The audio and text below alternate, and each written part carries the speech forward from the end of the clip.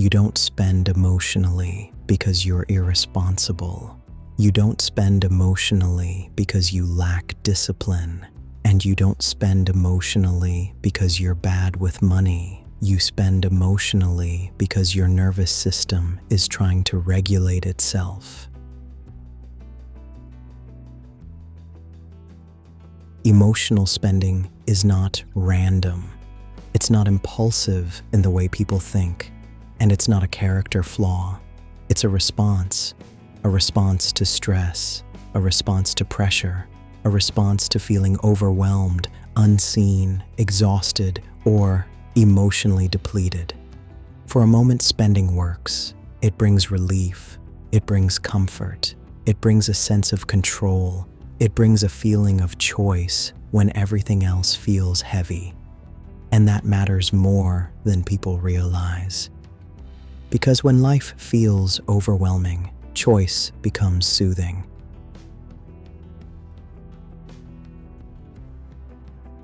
Most advice around emotional spending completely misses this point.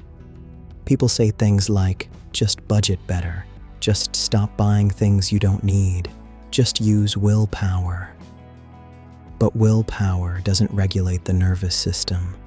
Logic doesn't calm emotional overload, and restriction doesn't heal unmet needs. That's why emotional spending keeps coming back. Because the urge isn't about the item. It's about what the item temporarily provides. Every nervous system looks for relief. Some people overwork.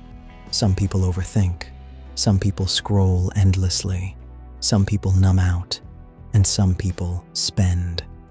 Spending creates a momentary shift in the body. Heart rate changes. Attention narrows. Anticipation increases. Stress quiets, even briefly. That's regulation. Not healthy regulation long-term, but regulation nonetheless. Your body isn't trying to sabotage you. It's trying to feel better.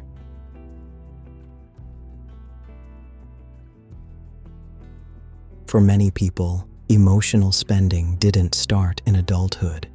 It started earlier. Maybe buying things felt like care. Maybe gifts replaced emotional presence. Maybe money was the only way needs were acknowledged. Maybe comfort came through objects instead of connection. Over time, your nervous system learned a simple association. Spending equals relief. That association doesn't disappear just because you grow up. It adapts. That's why emotional spending shows up during specific moments, after a long, draining day, when you feel unappreciated, when you're lonely, when you're overwhelmed, when you're emotionally underfed. When you've been strong for too long, the urge isn't random, it's timed. It arrives when your system needs soothing and doesn't know another way.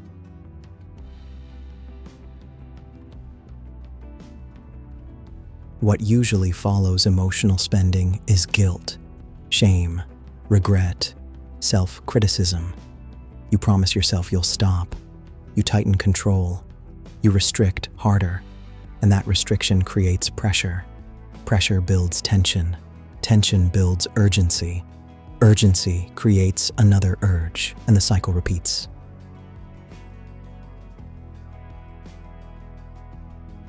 This is the part most people never understand. Shame strengthens emotional spending because shame increases distress, and distress increases the need for relief. The more you criticize yourself, the louder the urge becomes. Not because you're weak, but because your system is under more strain. Emotional spending is not a moral failure. It's a coping strategy, and coping strategies only become a problem when they are the only option available.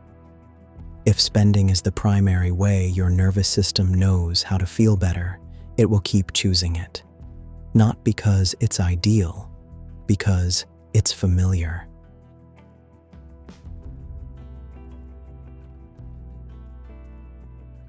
Healing emotional spending does not start with restriction. It starts with curiosity. Curiosity asks different questions. Not, why can't I control myself? But, what is my body asking for right now? Relief, rest, connection, reassurance, comfort, pleasure without punishment. Spending often substitutes for unmet needs, and until those needs are addressed, the urge remains.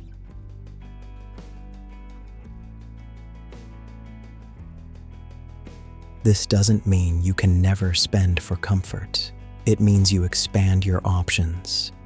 You teach your nervous system that relief can come from more than one place. That comfort doesn't require guilt. That pleasure doesn't require punishment.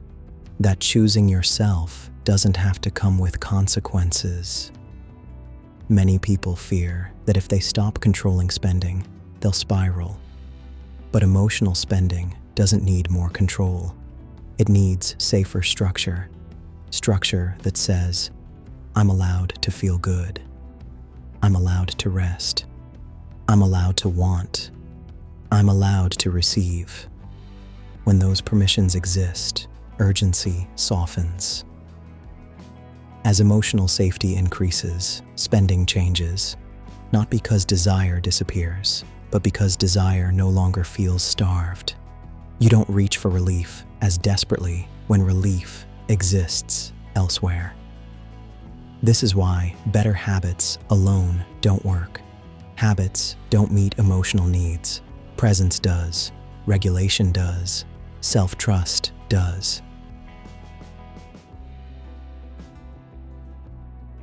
When emotional spending begins to ease, it's usually because something deeper has shifted. You feel more allowed to pause, more allowed to care for yourself, more allowed to receive without repayment. That shift doesn't come from discipline, it comes from safety. You don't need to punish yourself into better behavior. You don't need to shame yourself into discipline. You need to feel safe enough to choose differently. And safety is built slowly, through awareness, through compassion, through consistent regulation. Emotional spending is not the enemy. It's information. It shows you where something is missing, and missing needs can be met without self-judgment. You are not weak for wanting relief. You are human. And when you stop fighting your nervous system and start working with it, the cycle begins to loosen. Not overnight, but sustainably.